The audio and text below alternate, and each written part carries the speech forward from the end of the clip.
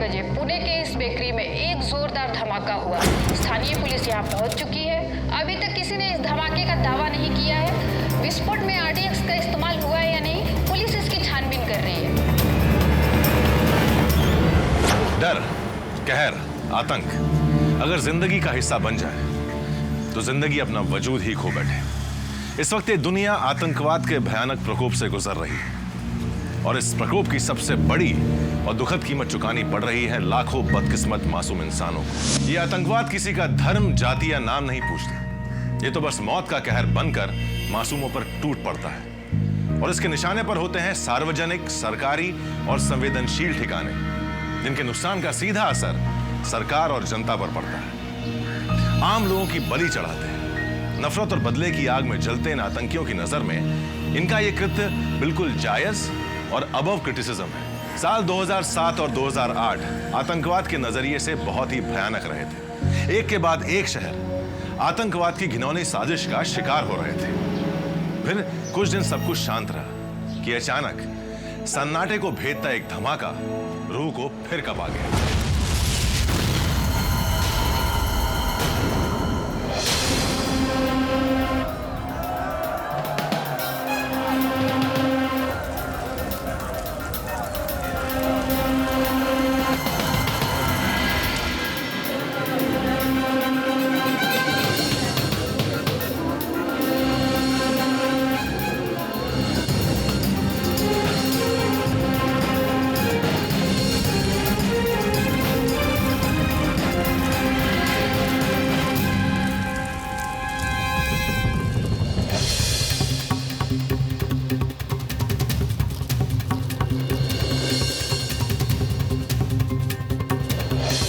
तकरीबन 11:40 पर हुए इस बम धमाके में हताहत हुए लोगों की सूचना अभी तक नहीं मिल पाई है। पड़ोसियों के कहने के मुताबिक इस घर में महाराष्ट्र रोडवेज का एक कंडक्टर अपनी फैमिली के साथ रहता था। यहाँ पे लोकल पुलिस पहुँच चुकी है, लेकिन Maharashtra state special task unit पहुँचने की खबर यहाँ पे बताई जा रही है। धमाका इतनी जोर का था कि यहाँ से तकरीबन 2 किलोमीटर दूर तक इसकी आवाज सुनाई दी गई थी। ये काम किसी टेररिस्ट का भी हो सकता है, इसीलिए दिल्ली से नेशनल क्राइम इन्वेस्टिगेशन ब्यूरो को भी इस तहकीकात में शामिल करने की बात बताई जा रही है। कैमरामैन प्रकाश के साथ मैं reporter Priya from Talegaon. I think Sudarshan, Talegaon के इस घर में बम फैब्रिकेट किया जा रहा था और हो सकता है उसी दौरान बम विस्फोट हुआ। It's quite possible it could be a terrorist hideout.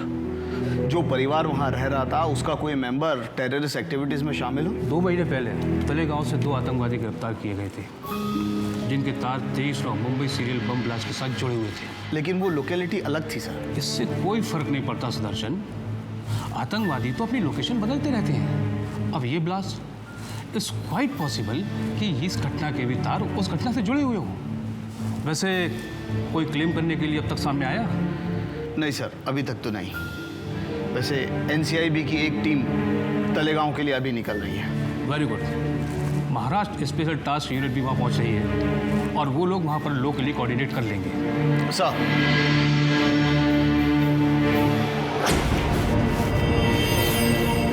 Pradeep Surohi, NCIB Delhi. Hello, Gyan, ACP Gyan Thomas, Maharashtra STU। हमें आपकी इंटेलिजेंस रिपोर्ट मिल गई है। पड़ोसियों का कहना है कि यहाँ कोई महाराष्ट्र स्टेट कॉर्पोरेशन का बस कंडक्टर दर्शन दवे रहता था। शायद उनकी फैमिली का कोई मेंबर इस टेररिस्ट एक्टिविटीज में शामिल रहा होगा और वो लोग यहाँ बम बना रहे थे और शायद एक्सीडेंटली बम फट गया। बाय द वे, वो लोग इस घर में कब से रह रहे थे? सर, वो बस कंडक्टर दर्शन दवे पिछले 4 साल से रह रहा था। नाम वगैरह भी फर्जी हो सकते हैं तुला। 3 महीने पहले इसी शहर से 2 आतंकवादी पकड़े गए थे। उन मामलों में भी उनके नाम और पेशे फर्जी थे। कितने आदमी थे? कुल 4 थे सर, उनमें से एक बच्चा भी था। Any death?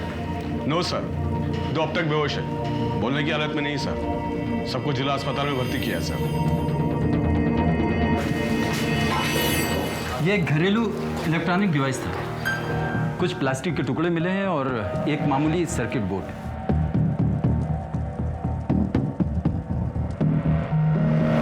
लेबोरेटरी जैसे RDX? नहीं सर, ये कुछ और ही है। धमाका जोर का था, लेकिन इम्पैक्ट काफी कंट्रोल था। आई एम श्योर वो लोग यहाँ बम बना रहे थे और एक्सीडेंटली बम फट गया। Maybe you are right sir.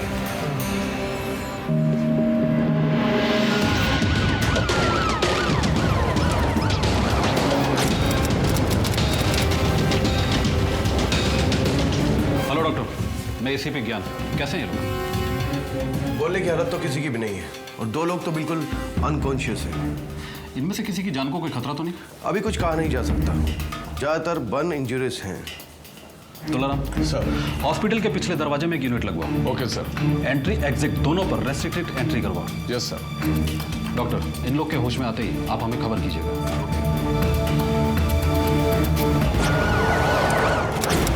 Laboratory report के मुताबिक ये कोई क्रूड डिवाइस था।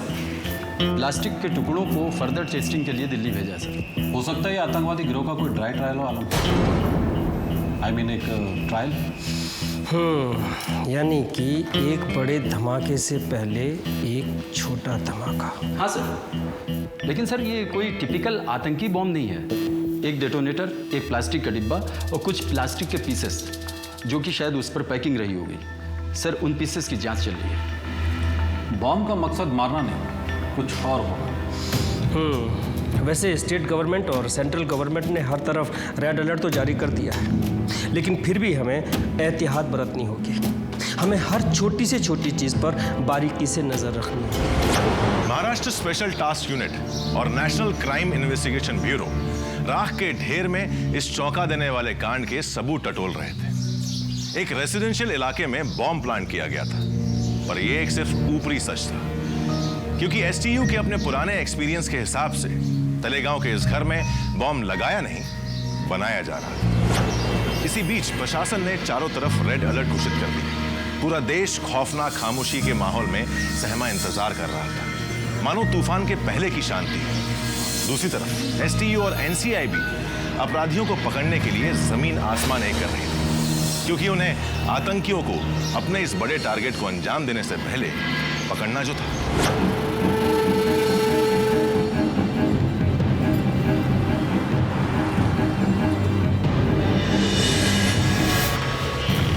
सर, एमएसआरटीसी का कंडक्टर दर्शन दवे वो होश में आ गया। बाकी उसकी माँ और बच्चा अभी तक के बेहोश है सर। ओके। पेशेंट अब भी गहरे ट्रोमा में है, इसलिए थोड़ा आराम से। वैसे डॉक्टर, इनकी कंडीशन कैसी है? अच्छी नहीं है, हम इन्हें मुंबई शिफ्ट करना चाहते हैं। ओके। मैसिव कॉर्नियल डैमेज है, शायद धमाका सीधा इनके चेहरे पर आया है। इन चारों की आंखों की पुतलियां 50 to 70% डैमेज हो चुकी हैं। ओह गॉड। इनके दोनों हाथों की चारों उंगलियां जा चुकी हैं। इनके लेफ्ट हैंड रिस्ट से काटना पड़ेगा। और बच्चा बहुत बुरी तरीके से जख्मी है। सर, दर्शन की माँ और बच्चा अभी भी आईसीयू में है। आप बात कर लीजिए, बट बी केयरफुल। ये पुलिस वाले तुमसे कुछ बात करना चाहते हैं। साहिब, आराम से, आराम से, आराम से। ये डॉक्टर साहब कुछ नहीं बताते। मेरा बेटा अमित, मेरी भाई को माजी आई, सब ठीक तो है ना? वो सब ठीक है, उनका इलाज चल रहा है। अच्छा ये बताओ कि ये सब हुआ कैसे? हम लोग तो कोल्हापुर से गाड़ी लेके निकले थे। तू मला फोन करा। जाओ दे, जाओ दे।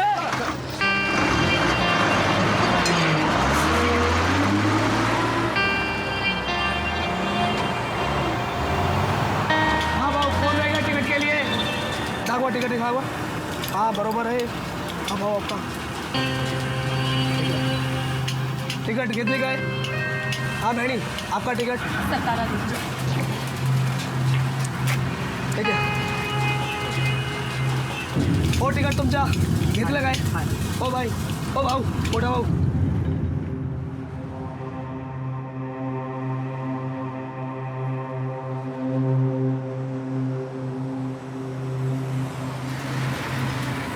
ए भाऊ, मेरे उतरने का है। ओ भाऊ, इथे स्टॉपेज नहीं है। अरे पर मेरे को इधर उतरने का है। अरे बोला ना भाई, इधर स्टॉपेज नहीं है। 17 आएगा, उधर उतर जाने का। ए ड्राइवर, ए गाड़ी रुक। ओ यहाँ पे गाड़ी रुकता है, यहाँ स्टॉप नहीं है, यहाँ पे गाड़ी रुकता नहीं यहाँ पे। ओ भाऊ, ओ शांत शांत। अरे मेरे को उतरने का है पर। हाँ थाम ना, मैं है ना। अरे पर मेरे को उतरने का है यार। अरे रुकवा रहा ना, गिरेगा क्या? ए भाऊ, पुरिंदर, गाड़ी लगा साइड पे। ए चिल्लाने का, इधर स्टॉपेज नहीं है भाई। चल।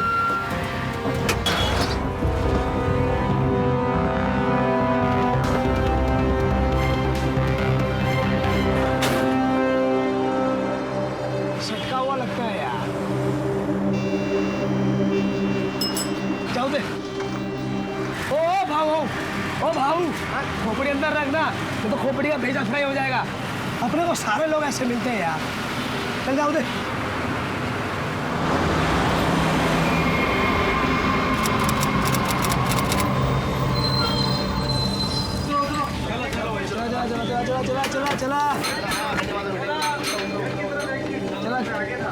चलो चलो चलो।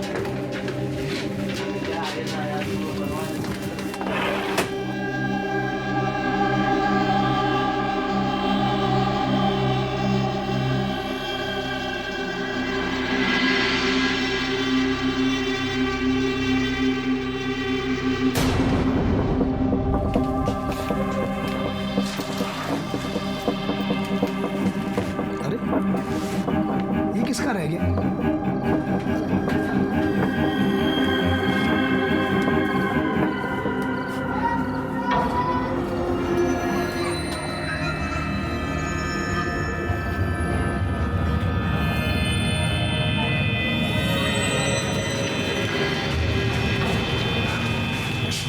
अरे यार, 9 बजे से पहले बंद कर गया। अरे दर्शन, तू आ जा रही हो? ये गाड़ी में बैग मिला था, यही जमा कराने आया था, लेकिन आज उसकी तबीयत ठीक नहीं थी ना यार, जल्दी चला गया। लेकिन अब ये बैग। टेंशन मत लेना, सुबह आके जमा करा देना। सुबह? हाँ, अभी घर जा।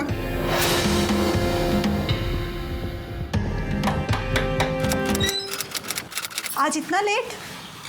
वो ये कोई बस्ता बस में छोड़ गया था, माल खाने गया तो वो भी बंद हो गया था। सुबह लौटा दूंगा। चलो मैं खाना लगाती हूँ।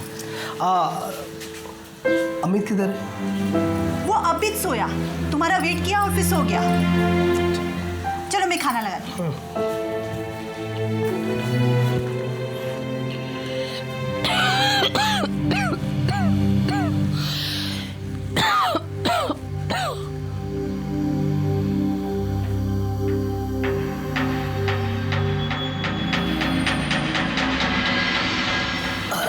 अरे वो तू आई का कफ सिरप लाई क्या? हाँ, वो दवा पीकर ही सोई है। अच्छा। तुम खाओ। तूने खाया? हाँ। अरे लेना, मैं खिलाता हूँ, पकड़। नहीं, तुम खाओ।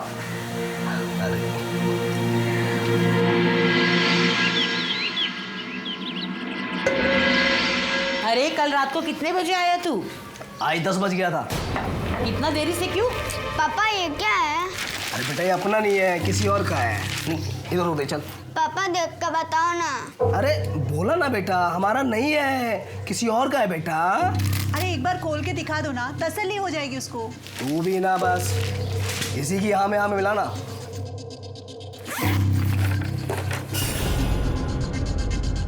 पापा ये क्या है? रेडियो। अरे रेडियो नहीं, ट्रांजिस्टर है, बगना ट्रांजिस्टर। चलता है क्या? चलता होगा ना।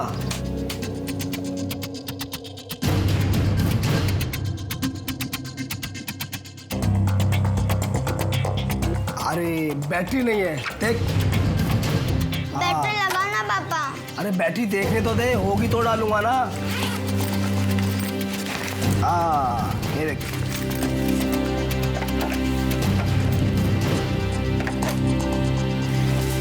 अरे ये सब क्या कर रहे हो तुम लोग? माँ, आई का बेटा है ना, मानेगा नहीं बगैर सुने। ये देख, मैंने अपना बैटरी लगा दिया, अभी चलेगा, देख। लगा। जल्दी चलो कर रहा हूँ बेटा, कर रहा हूँ, लग गया ना।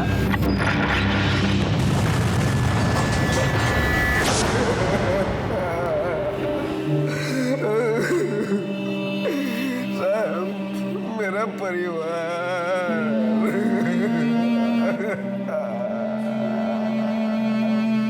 डॉक्टर साहब, इनसे कहिए ना, रोने का नहीं। मैं अभी ठीक है।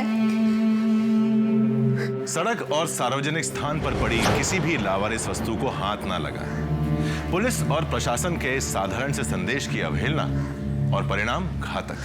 तलेगांव के उस घर में रहने वाला पूरा परिवार खुद गुनहगार नहीं था, अलबत्ता गुनाह का शिकार था। इस पूरी बात से एक हैरान कर देने वाला सवाल तो जरूर उठता है, कि आतंकवादियों ने बस में एक एक्टिव बॉम्ब क्यों नहीं छोड़ दिया? क्यों एक ऐसा बॉम्ब रखा जिसमें बैटरी लगाने की गुंजाइश खुद विक्टिम के इरादे और सनक पर डिपेंड करता था? यानी अगर वो बैटरी लगाएगा तो बॉम्ब फटेगा, वरना नहीं। इस बात का जवाब या तो खुद आतंकी को मालूम था या फिर बहुत जल्द जांचकर्ताओं को मालूम होगा।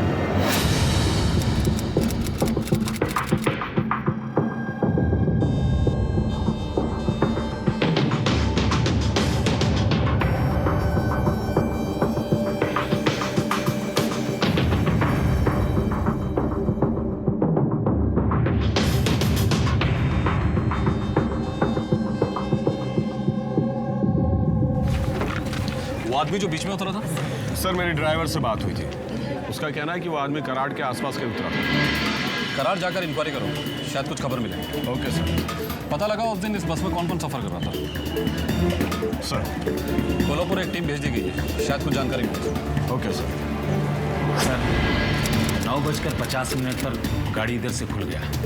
अभी तलेगांव इधर से 253 किलोमीटर है, तो गाड़ी कराड़ सतारा होते हुए तलेगांव पहुंचने में 4 घंटा लगता है।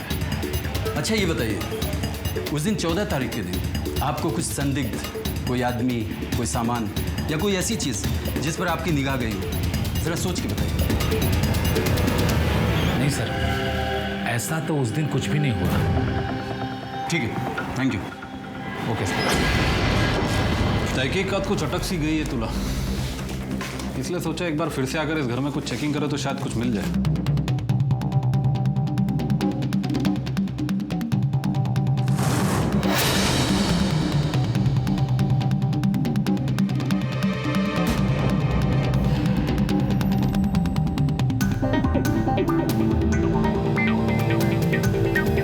ये क्या है सर? कोई कागज है जो बम के इम्पैक्ट से दीवार पर चिपक गया था। रत्ना शांति, कोई रसीद मालूम पड़ती है, इस पर कोई सीरियल नंबर है, बड़ा नंबर। एटीएम रिसिप्ट होगी सर? नहीं, ये वैसा कागज नहीं है, ये कोई मोबाइल का सिम नंबर है, 16 डिजिट, पूरा नहीं है लेकिन मोबाइल का सिम नंबर ही है। रत्ना शांति, रत्नागिरी हो सकता है। रत्नागिरी सर? एक मिनट सर। ए जोशी, बोरकर को बुला कर ला। जी सर। सर ये बोरकर है, अपना कांस्टेबल, रत्नागिरी का रहने वाला है। ये रत्नागिरी में कोई शांति नाम की जगह है, मार्केट वगैरह? इलाका है साहब, शांति नगर। अच्छा, कोल्हापुर से अगर रत्नागिरी जाना हो तो कैसे जाएंगे? मतलब सबसे छोटा रास्ता? सीधा ही रास्ता है साहब, साहूवाड़ी से होकर। और अगर तलेगांव से? उधर से लंबा गिरेगा साहब, कई रास्ते हैं वहाँ जाने के, जैसे इस्लामपुर, कराड़, पर वहाँ से बस बदलनी पड़ती है साहब। कराड़? सर ये रिसिप्ट तो मेरा ही है और मोबाइल भी यहीं से परचेज की गई। किसने खरीदा? देखता हूँ सर। हाँ सर, भुवन मूल है। कोई एड्रेस, मोबाइल नंबर? हाँ है ना सर, 42/112 श्री राम नगर। चलो।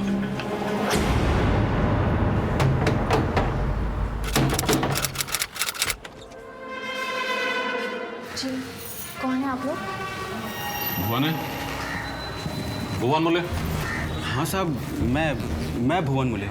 हम महाराष्ट्र स्पेशल टास्क यूनिट से। क्या हुआ साहब? कुछ दिन पहले तुमने कोई मोबाइल खरीदा था? मोबाइल? हाँ, यहाँ शांति नगर से, बजरंग इलेक्ट्रॉनिक से। नहीं साहब, मेरे पास तो अपना मोबाइल है, 2 साल से बदला नहीं। रिसिप्ट पर तो तुम्हारा नाम लिखा हुआ है और पता भी यही का लिखा हुआ है, 7161209625। ये तुम्हारा ही नंबर है ना? हाँ साहब, 9625 तो मेरा ही है। क्या? पर तुमने ये मोबाइल कब खरीदा? मैंने कहा ना, मैंने कोई मोबाइल नहीं खरीदा। क्या हुआ साहब? पुलिस स्टेशन चलना होगा, बॉम्ब ब्लास्ट का मामला है, कुछ और पूछताछ होगी। लेकिन इन्होंने किया क्या है? टेंशन मत लीजिए, बस कुछ पूछताछ करनी है। हाँ तो जो पूछना है वो यहाँ पूछो ना, थाने ले जाने की क्या जरूरत है? देखिए अरे कहाँ लेकर जा रहे हो? साहब मैंने बताया ना आपको साहब, मैंने कोई मोबाइल नहीं खरीदा साहब। वो बॉम्ब के बारे में भी मुझे कुछ नहीं मालूम साहब। 14 जून को कहाँ गया था तू? ऑफिस का दिन था साहब, ऑफिस में ही था।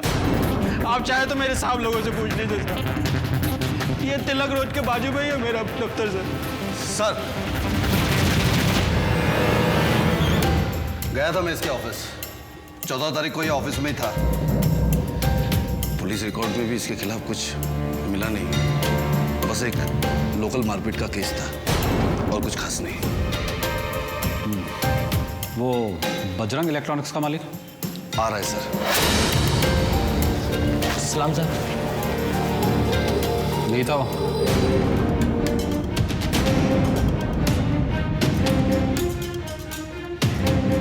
नहीं साहब, ये वो नहीं है। ठीक से याद है? हाँ साहब, बिल्कुल याद है, ये वो नहीं है साहब। आर्टिस्ट को बुलवाकर उसका स्केच बनवाओ। आप जाओ इनके साथ। जी सर। इसको अंदर रखो अभी।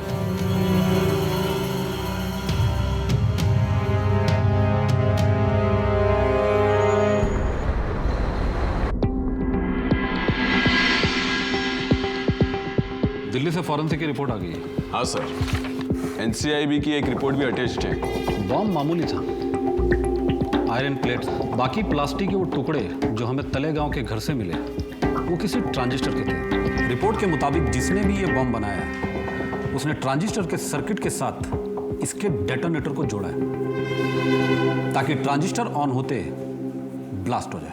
ये कोई ट्रांजिस्टर और इलेक्ट्रॉनिक्स का जानकार आदमी मालूम होता है। हिरवे, यहाँ कोई माइंस वगैरह है जहाँ पे ब्लास्ट वगैरह होते हो?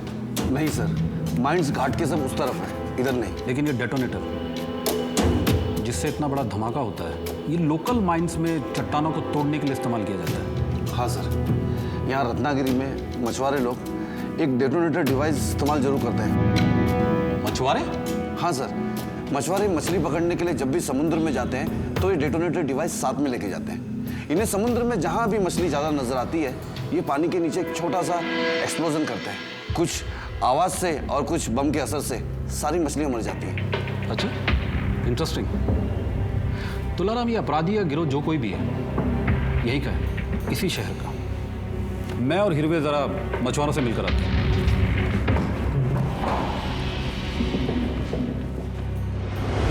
एक और सुराग और इस कांड की उलझी गांठों में पड़ी एक और ढील। पर रत्नागिरी के समुद्र तट पर मछुआरों के हुजूम में एक डेटोनेटर सप्लायर को ढूंढना उतना ही मुश्किल था जितना कि आनंद सागर से मोती चुनना। लेकिन पुलिस के पक्ष में एक बात और थी, डेटोनेटर का आम लोगों के पास पाया जाना एक गैर कानूनी बात थी और उससे मछली मारना उतना ही बड़ा जुर्म। जाहिर है कि डेटोनेटर रखने वालों की संख्या मछुआरों की आबादी में कम ही थी, इसलिए जांचकर्ताओं की खोज का दायरा इन दो पैमानों की वजह से सीमित हो जाता है। अब जरूरत थी तो सही आदमी तक पहुंचने की। मछुआरों के हुजूम में गोता लगाती पुलिस सही आदमी के नजदीक पहुंच ही गई। क्या ना साहब, हम लोग को दिन दिन भर समंदर में बैठना पड़ता है साहब। कहाँ से लाते थे?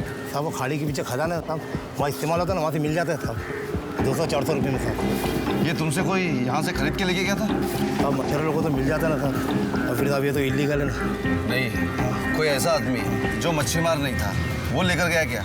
नहीं साहब, ऐसा तो कोई आदमी मेरे पास नहीं आया था। लेकिन साहब एक मिनट, यहाँ का सब खबर दामोदर को मालूम है साहब। दामोदर, दामोदर इकडे बघ ना रे, लवकर साहब बुलाता है। साहब ये दामोदर। नमस्ते सर। दामोदर, कोई सुधीर लेके तो नहीं गया? बहुत लोग जाते हैं। अरे मेरा मतलब है कोई मछुआरा नहीं यार, कोई और कोई ऐसी कोई लेके गया? अरे साहब एक आदमी आया था, वो था ना साहब, उसको दीवार गिराने का था साहब, तो 2 पीस लेके गया साहब। उसने कुछ बताया कहाँ रहता है? सर ज़्यादा तो कुछ नहीं बताया साहब। हाँ लेकिन सर 1000 के 2 नोट दिए सर। सर ये देखिए, ये बजरंग इलेक्ट्रॉनिक्स के मालिक के हिसाब से बनाया हुआ आरोपी का स्केच।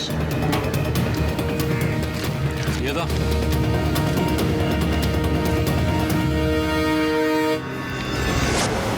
अरे भाऊ, हे भाऊ, हे थाम ना भाऊ। भाऊ मेरे को ये बताओ कि ये तुम लोग मच्छी कैसे पकड़ते हो? जाल से। वो तो पता है भाऊ, लेकिन किसी ने कहा कि कोई बॉम्ब वगैरह। कौन बोला? अरे जो भी बोला सच बोला ना। सच तो है, पर तुमको इससे क्या? भाऊ मेरे को तुमसे एक काम है। क्या काम है?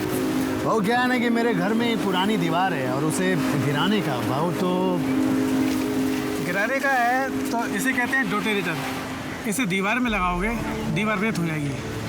और तुम्हारी भाषा में इसे क्या कहते हैं? हमारी भाषा में बोलते हैं साहब इसे सुतली।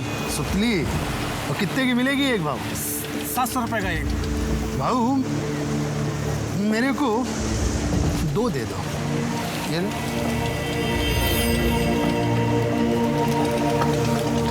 हमारे पास छुट्टा नहीं है भाई साहब। मैंने बोला देने को। रख।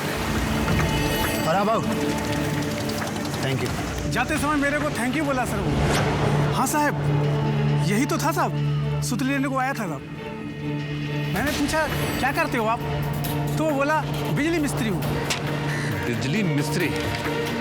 लगता है इसी ने डेटोनेटर लेकर बॉम्ब असेंबल किया होगा। आप बिल्कुल ठीक कह रहे हैं सर।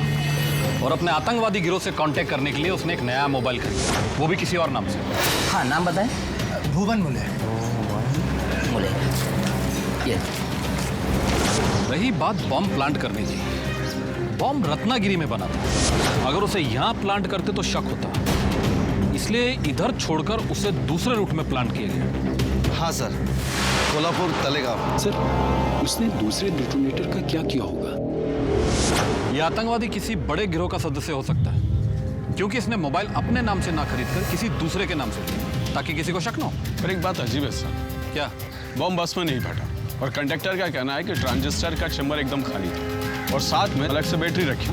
हाँ सर, फिर उसके बाद दोनों बैटरी उसने घर में लगाई और बम ब्लास्ट हो गया।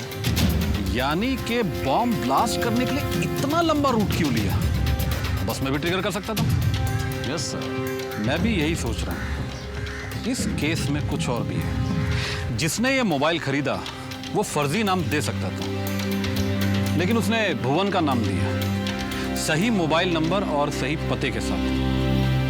यानी वो भुवन को जानता था, मतलब भुवन का इसके साथ कोई लिंक है। चलो हेडक्वार्टर चलो। सर बाय द वे हिरवे, ये जो डेटोनेटर खुलेआम मछुआरे लोग इस्तेमाल कर रहे हैं ये इलीगल है। सिटी एसपी से बात करके इसको बंद करवाओ, कहीं कल और ब्लास्ट ना हो घरों में। सर, महाराष्ट्र एसटीयू एसीपी ज्ञान थॉमस की पैनी सोच रंग लाई। तलेगांव से रत्नागिरी और अब मछुआरों के बीच अनजान अपराधी पहचान लिया गया। लेकिन यहाँ पुलिस को एक बात और कंफ्यूज कर रही थी। क्या वो आरोपी अकेला था या वो किसी और आदमी के साथ मिलकर ऑपरेट कर रहा था? बॉम्ब बनाने वाले इस इंसान का एक सूत्र भुवन मुले तक जाता था। तो क्या ये आतंकी भुवन के नाम का इस्तेमाल कर रहा था या वो दोनों ही इस वारदात में शामिल थे? इसको जानते हो? साहब ये तो प्रकाश पाओगे है साहब, मेरा पड़ोसी। पेशे से बिजली मिस्त्री है? हाँ साहब, उसका दुकान भी है। पर आपको कैसे पता साहब? वो छोड़, ये बता आदमी कैसा है? एकदम सिरफिरा आदमी है साहब। मेरे को बहुत परेशान किया है साहब इस आदमी ने। पहले तो मुझको ड्रग्स के चक्कर में फंसाया साहब, और फिर मेरी बीवी को भी बहकाया है साहब। मैं क्या बताऊं साहब, मेरे को तो बोलने में भी शर्म आता है। पर मेरा औरत और इस आदमी के बीच में कुछ तो लफड़ा है साहब। मैं जानता हूं साहब, मेरा बीवी वर्षा बहुत भोली है साहब, बहुत भोली। ये सब इस प्रकाश का किया हुआ है साहब, इसी ने उसको फंसाया है साहब। चलना चल, सब मालूम है मेरे को। मालूम है तेरे को? सब मालूम है मेरे को। तेरा नजर है ना इसके ऊपर। हाँ, सब मालूम है मेरे को। तू इसको घड़ी घड़ी मिस कॉल देता है ना, मालूम है मेरे को। मालूम है ना तेरे को कि तेरे से नहीं संभलेगी तो किसी के पास तो जाएगी नहीं। तू बोला था मुंह तोड़ने वाला, मैंने खुद इसको देखा बात करते हुए। मैं बोली थी इनको मत करो इससे बात, बोले खुद आती है मेरे पास बात करने। अरे तू सही बोलती रही बाबा, ये मेरे को यहाँ पे रोकती है और खुद बात करती है, और वो मेरे को फोन करती थी। पूछ नहीं इससे। मेरे सामने आया इसका मिस कॉल, मैंने देखा था इसका मिस कॉल। पर ये इसका औरत, ये तेरा पति ना इधर उधर जाकर के मुंह मारता फिरता है, और तू इसका मुंह लेती है।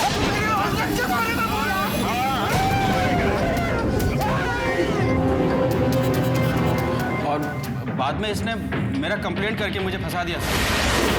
मैंने कुछ नहीं किया है साहब। चल साहब मैं चाय पी रहा था, ये आया और जूता चप्पल चलाने लगा साहब, और इसने मेरे औरत को भी मारा। सारी रात हवालात में रहेगा, जूता चप्पल सब भूल जाएगा। साहब वो अपना तहसील है ना, वो पंचायत का प्रेसिडेंट, गिरधर मुले? हाँ, उसका भाई है, तभी इतनी अक्कड़ है। जाओ तुम। साहब, थैंक यू।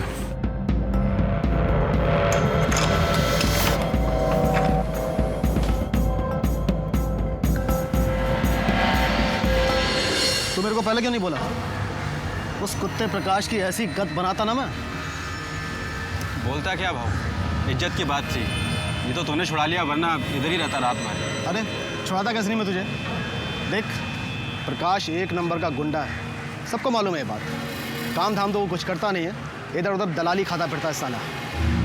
तुझे मालूम है, पिछले साल मेरे इलेक्शन में बूथ कैप्चरिंग की कोशिश भी वही किया था। हाँ भाई, ये तो है। एक बात और, बात तीखी है पर सच्ची है। तेरी औरत ने भी कुछ ढील दी है उसे, वरना ये उसके अकेले का काम नहीं है।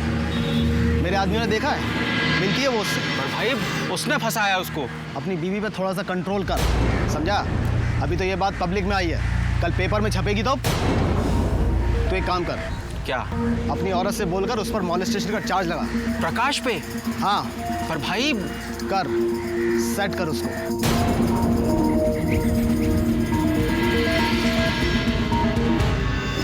बताओ, बताओ। तेरा दिमाग तो ठीक है ना?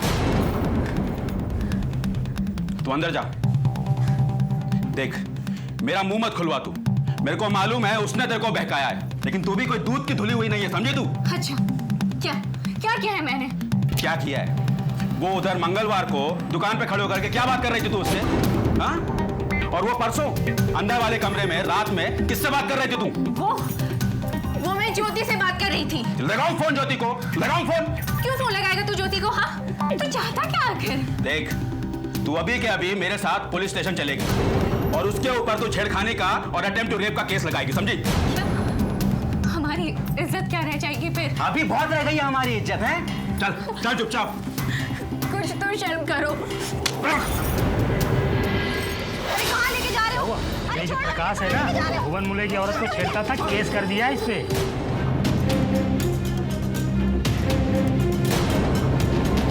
आ रहा हूं मैं। कलेजे को ठंडक पड़ गई तेरे, लाश उठेगी तेरी इस मोहल्ले से।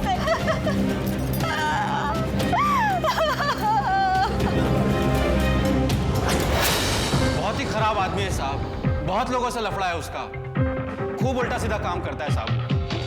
किसी गैंग से कोई लिंक है? होगा ही साहब। इस समय दुकान पे मिलेगा? हाँ साहब, मैं जानता हूँ उसका दुकान। चलो।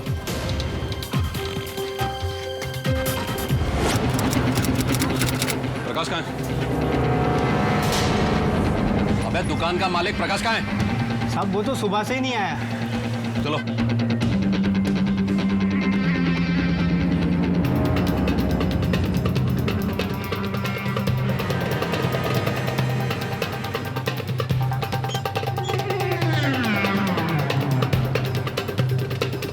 बॉस, पुलिस आई थी, तुम्हें पूछ रही थी।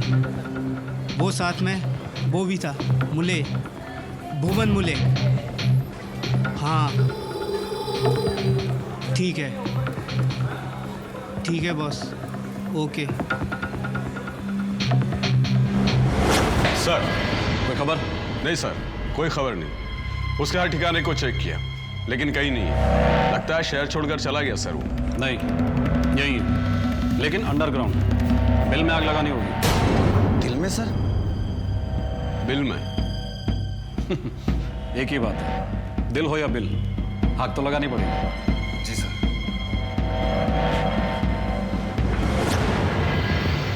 समझो मेरी बात, अगर ये आदमी प्रकाश पकड़ा नहीं गया तो तुम्हारे पति को जेल हो जाएगी हमेशा हमेशा के लिए। क्योंकि बॉम्ब के पास जो पर्ची मिली है उस पर तुम्हारे पति का मोबाइल नंबर मिला है। देखो, अपराधी का साथ देने के जुर्म में तुम्हें भी जेल होगी। फिर क्या होगा? कौन पालेगा तुम्हारी बेटी को? नहीं साहब, आप जो बोलेंगे मैं वो करूंगी। ज्यादा कुछ नहीं करना। फोन लगाओ प्रकाश को, उससे कहो कि वो आकर तुम्हें फिशर जेट्टी में मिले। साहब, अगर वो नहीं आया तो? आएगा, फोन लगाओ। ठीक है।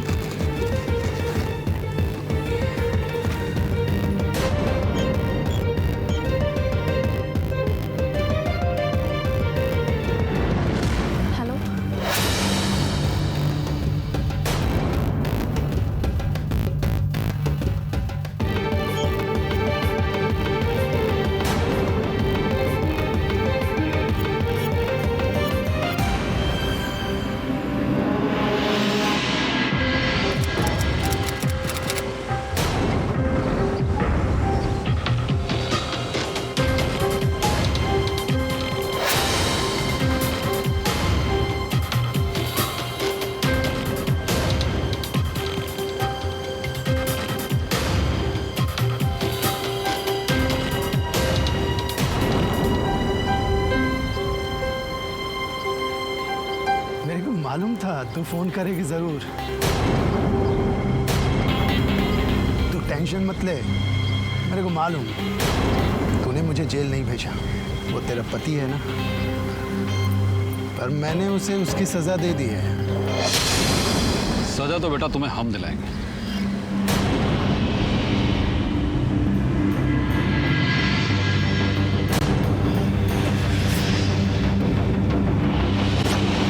मेरे को फंसाना था साहब। किसको? वो भुवन को फंसाना था साहब। बहुत लड़ाई थी, बहुत झगड़े थे साहब, बहुत। वो मेरा जमीन ले लिया वो लोग, वो उसका भाई, वो पंचायती प्रेसिडेंट, वो गिरधर, पांच दिन शपथ खाया साहब, पूरा फैमिली को बर्बाद कर दिया। तो तूने फंसाया उसको? हाँ सर, मेरे को बस उस फैमिली को बर्बाद करने का था। बहुत जलील किया मेरे को सर, बहुत जलील किया। सारी पब्लिक के सामने पुलिस मेरे को हथकड़ी लगा कर ले गई, जेल से छूटा और तय कर लिया। बस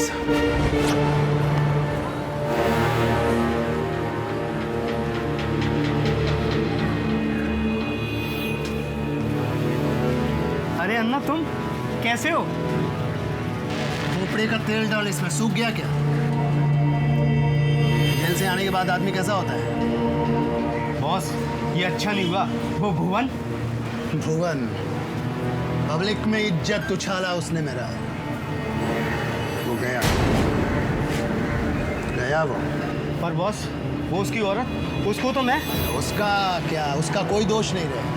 अरे उसके साथ तो अपनी सेटिंग थी। ये भुवन ने प्रेशर डाला तो वो अपने खिलाफ गई थी, वरना 2 साल लगाया मैंने उसे पटाने में। बर्बाद करके छोड़ूंगा, पूरी फैमिली को बर्बाद करके छोड़ूंगा।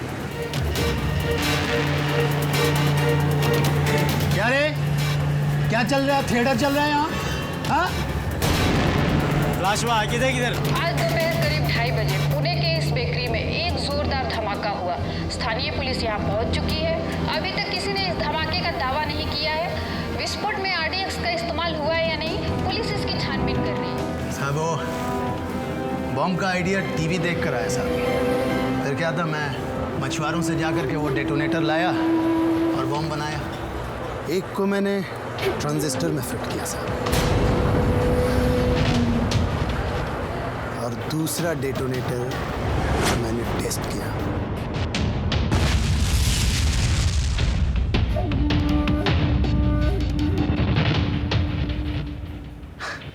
फिर वो भुवन के नाम से वो फोन खरीदा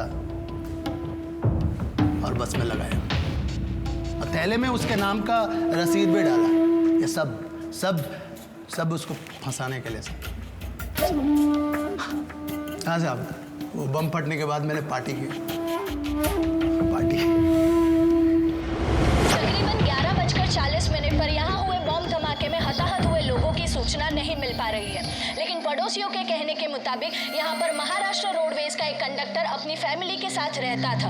लोकल पुलिस यहाँ पर आ चुकी है, लेकिन महाराष्ट्र स्टेट के स्पेशल टास्क यूनिट के यहाँ आने की खबर बताई जा रही है। ये धमाका इतनी जोर का था कि उसकी आवाज यहाँ से तकरीबन 2 किलोमीटर दूर तक सुनी गई। ये काम किसी टेररिस्ट का भी हो सकता है, इसीलिए दिल्ली से नेशनल क्राइम इन्वेस्टिगेशन ब्यूरो को भी तीर एकदम निशाने पे लगा है भुवन भाई।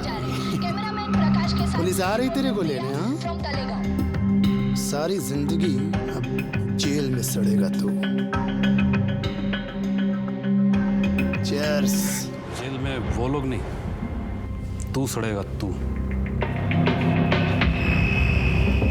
उस कंडक्टर की फैमिली को लाकर दिखाऊंगा तुझे, देखना। बदला लेने के लिए तूने उन लोगों की जिंदगी किस तरह से बर्बाद कर दी है। उन लोगों के बीच में एक 4 साल का मासूम बच्चा 60% जल चुका है, आंखें चली गई उसकी। तुम्हारे जैसे लोगों को तो फांसी होगी, फांसी। नफरत एक मानसिक रोग है और उससे निकलता इंतकाम एक वहशी मानसिकता। तलेगांव केस का मामला इस वक्त वहां के सेशन कोर्ट में चल रहा है। सरकार ने आरोपी प्रकाश पावगी के लिए सख्त से सख्त सजा की मांग की है। मगर सोचने वाली बात यह है कि कानून की कौन सी सजा या मुआवजा दर्शन दवे के परिवार को सामान्य जिंदगी लौटा के दे सकता है। तलेगांव केस में सबसे चौंका देने वाली बात है मोटिव एंड मेथड। आपसी रंजिश का बदला लेने के लिए आतंकवाद का सहारा लिया गया। भुवन से बदला लेने के लिए, उसे जेल की सलाखों के पीछे देखने के लिए आरोपी प्रकाश ने इतने बड़े कांड की प्लानिंग कर डाली। उसने एक बार यह भी नहीं सोचा कि इस चक्कर में कुछ मासूम भी बलि चढ़ जाएंगे। प्रकाश आतंकवादी नहीं था, लेकिन किसी आतंकवादी से कम भी नहीं। मासूमों की जिंदगी का मोल उसके लिए भी सिफर ही था। यह अपने आप में एक अनूठी वारदात है और उम्मीद है कि यह इकलौती ही रहेगी। मिलते हैं शैतान के अगले एपिसोड में, जहां नफरत और इंतकाम हद से गुजर जाता है और इंसान के अंदर का शैतान जाग उठता है।